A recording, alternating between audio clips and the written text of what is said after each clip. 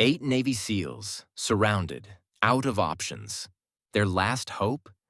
A flare fired into the night sky, a desperate SOs screaming for help that might never come. But what they didn't know was that someone was already watching, someone they thought didn't belong. And in the next 60 seconds, 5 precise shots would change the course of the mission and rewrite what they believed about who the deadliest person in the jungle really was. This is the untwisted truth of Echo 7, the hidden sniper who turned certain death into survival. The night was heavy in the Philippine jungle. A Zodiac boat slid silently toward the shore, its rubber hull whispering against black water. Lieutenant Cade Monroe guided his team with caution. Something about the quiet didn't feel right. The Pacific usually roared, but tonight it held its breath. With him were 7 elite SEALs and 1 mysterious outsider. Officially, she was there as an observer.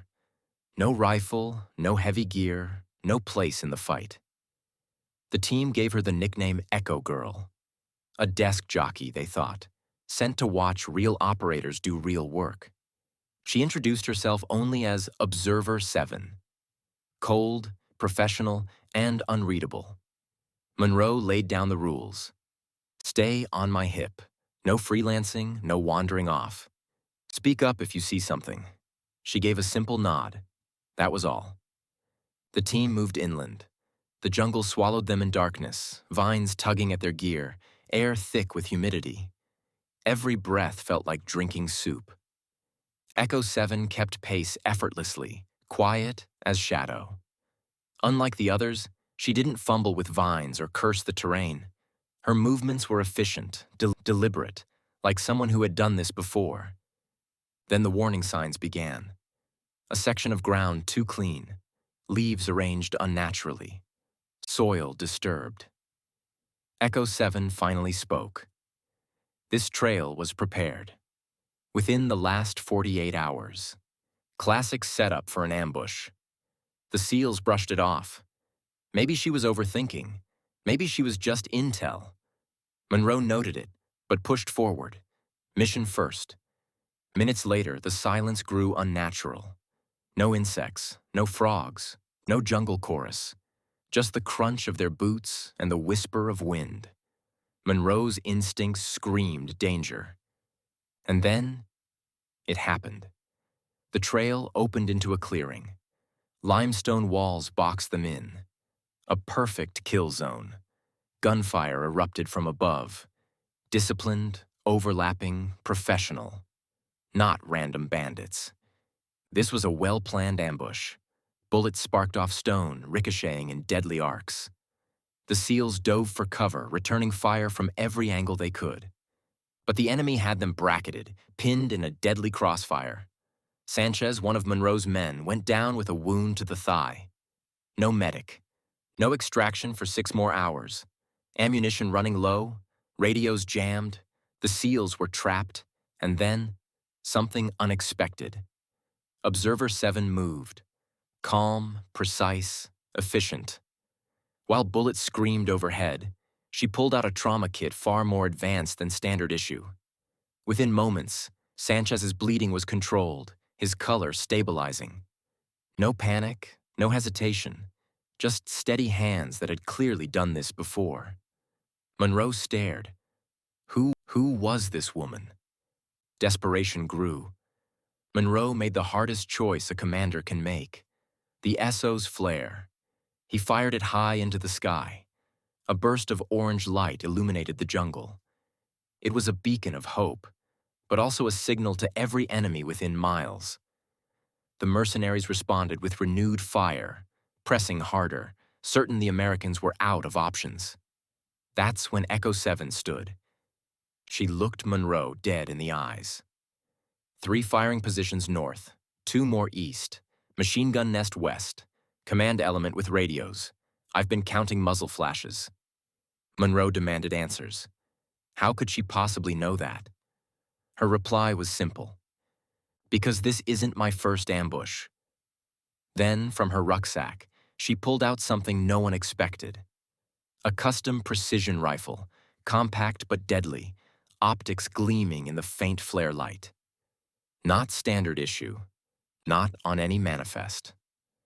The first suppressed crack split the night. One muzzle flash vanished. Silence where chaos had been. The second shot. The machine gun nest silenced instantly. The third.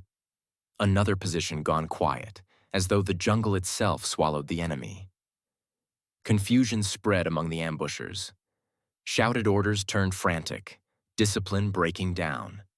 The fourth shot cut off the command element's radio chatter mid-sentence. And then, the fifth. The jungle fell silent. The mercenaries who had moments ago owned the battlefield were gone. Scattered, retreating, erased by 5 surgical shots. The SEALs, stunned, peeked from cover. No movement, no muzzle flashes, just silence. 5 shots, 5 kills, no misses. Echo 7 emerged from the shadows, rifle slung casually across her chest. Her face betrayed nothing, as if she'd just finished a routine assignment. She checked Sanchez's bandage again, then simply said, "Perimeter's clear." The SEALs stared, speechless. Monroe finally asked, "Observer 7, what just happened?" Her answer was as cold as it was precise. "You fired a flare requesting assistance. I provided assistance."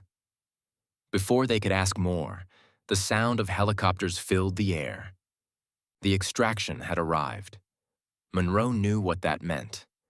This story would be buried in classified reports, filed under unknown sniper support.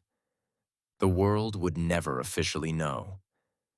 But before she vanished, Echo 7 handed him a single brass casing, still warm from her rifle. "Keep that. Remember, sometimes the most dangerous person in the fight is the one you never see coming." And then, like a ghost, she disappeared back into the jungle. On the flight out, Monroe turned the casing in his hand, feeling its weight. 1 round, 5 lives saved. Proof that precision mattered more than rank, more than recognition, more than the story that would never be told in public.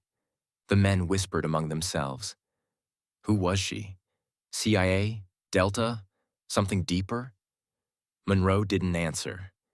He just looked out into the jungle and said, "Some things are above our pay grade. And that's the untwisted truth of Echo 7, the hidden sniper who rewrote the battlefield with 5 perfect shots. Now let me ask you this. If you were there in that clearing, what would you have thought watching a single unseen shooter eliminate an entire ambush? And what unit do you think Echo 7 really belonged to? Share your thoughts in the comments. And if you believe hidden stories like this deserve to be heard, support Truth Untwists by hitting like, subscribing, and turning on notifications. Because the truth may be buried, but together we untwist it.